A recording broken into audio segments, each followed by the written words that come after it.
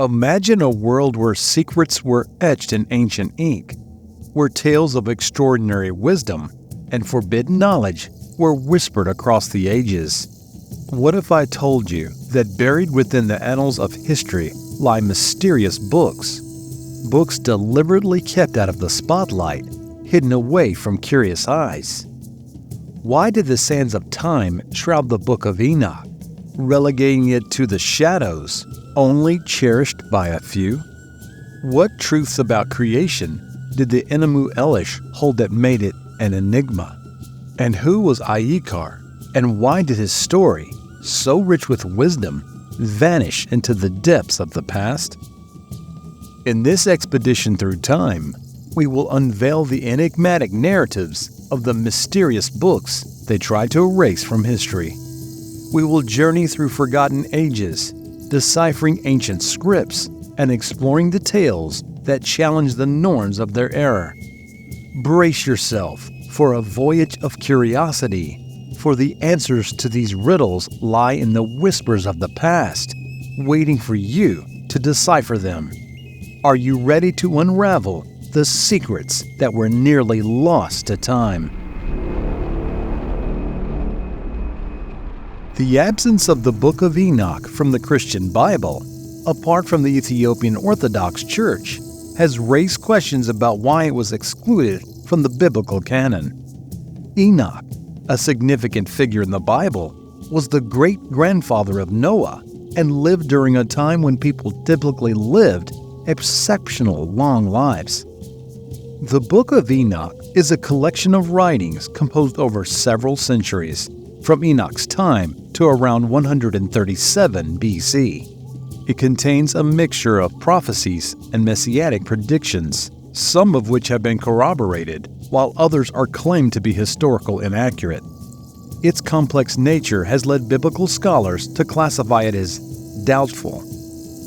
It contains unique material on the origins of demons, the Nephilim, the fall of angels, the moral necessity of the Genesis flood, and a prophetic exposition of the 1,000-year reign of the Messiah. The primary reason for the Book of Enoch's exclusion from the Old Testament canon lies in the doubts about its authenticity.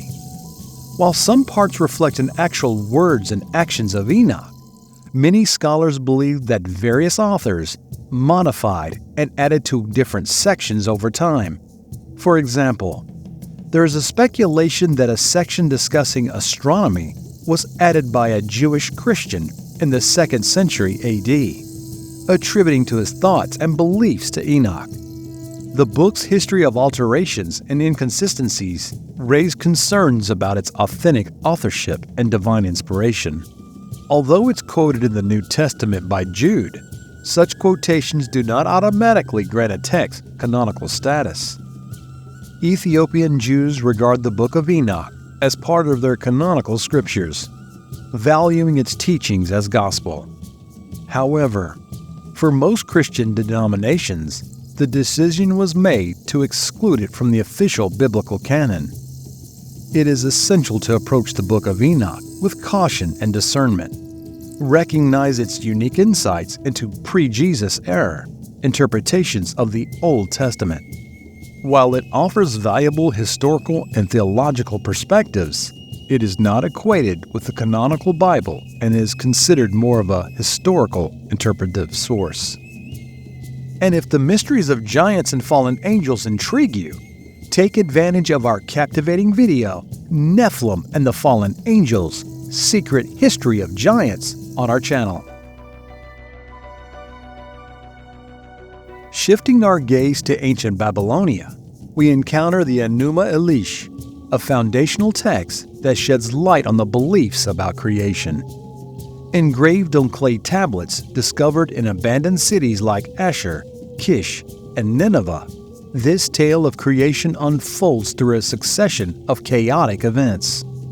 The narrative begins with the formless swirling chaos of water.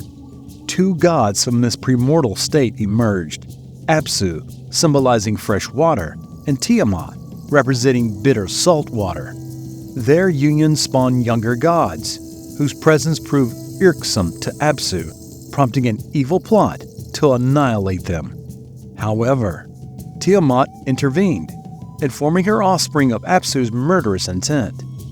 A fierce battle ensued between the elder gods and the newly arisen ones. In the epic climax, Marduk, a younger god, emerges as the hero, slaying Tiamat and using her remains to craft the cosmos.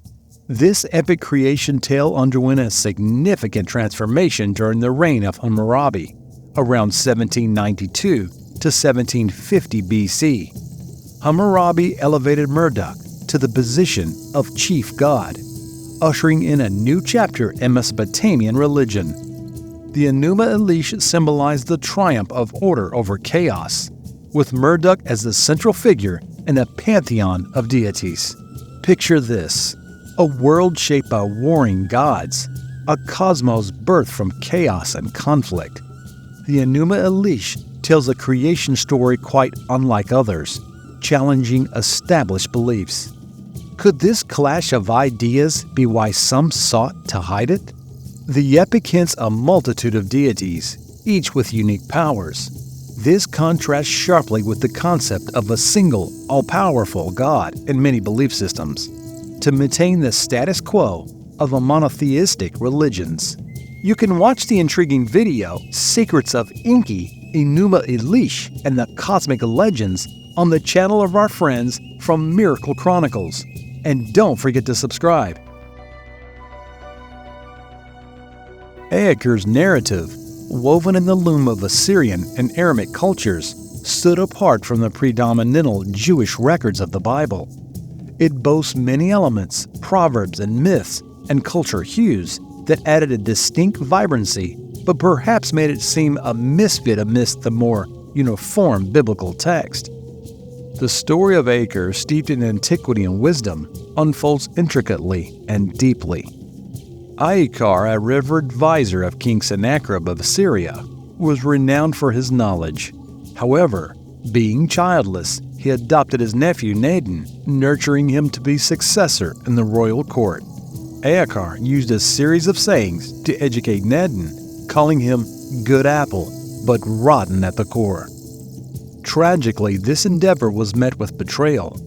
Laden forged Ahikar's signature and seal, falsely implicating him in treason against nearby sovereigns. The tale turns harrowing as Laden accuses Ahikar as of treason against King Sennacherib, leading to Ahikar's condemnation to death. Fate intervened with the executioner, a former acquaintance whose life Ahikar had saved, substituted a condemned criminal in Ahikar's place. Later, an urgent need for Ahikar's wisdom arose when Assyria faced a provocation from Egypt. Despite Ahikar's physical deterioration, he displayed his wisdom by ingeniously solving the challenge posed by the Egyptian king. This fate led to Ahikar's restoration to his original position. It is said that this ancient tale, despite its wisdom and moral depth, suffered from a lack of uniformity and detailed consistency, a departure from the structured narratives often found within the sacred Bible. When the ancient texts were selected for the sacred canon, Ahikar's narrative might have needed to meet the rigorous selection criteria of the religious authorities. The selection process favored alignment with religious doctrines, association with recognized prophets, and adherence to established beliefs. Let us know in the comments, would you like us to make a detailed video looking at the story of Ahikar in detail? The story of Mormon creation, as depicted in the Book of Mormon, intricately weaves through the realms of history, language, and theological divergence. Since its unveiling in 1830, this text has stood as sacred to the Latter-day Saint movement, presenting what they believe to be the writings of ancient prophets from the American continent, spanning a vast time from 2200 BC to AD 421. Joseph Smith, the messenger of God in Mormon doctrine, is central to this narrative. He unraveled a distinctive interpretation of the Genesis, where a heavenly Father, accompanied by countless heavenly mothers, birthed spirit babies, including Jesus and Lucifer. The latter's rebellion set forth a cosmic drama. Interestingly, Mormons perceive matter as eternal, eschewing the traditional notion of a clear starting point for creation. It was more of a reorganization than a conventional creation, involving biblical figures like Adam, Enoch, Noah, and others as celestial architects. Earth, initially a realm of spirits, gradually took on tangible form and life. A pivotal junction emerged with Lucifer tempting Eve, instigating the fall and shifting the world from terrestrial to telestial, a realm of moral understanding. Despite its title, the telestial world isn't akin to heaven. It's a domain of genuine unawareness. In Mormon belief, the celestial world undergoes a cyclical rejuvenation spanning millennia. This tale isn't just about creation, but the purpose of life, to evolve from moral unawareness to understanding, ultimately accumulating into eternal heavenly splendor. Yet critics raise valid queries. They question the Book of Mormon's ancient origin, suggesting it may be a creation of Joseph Smith and collaborators, drawing from the intellectual millennia of the 19th century, rather than translating an old record.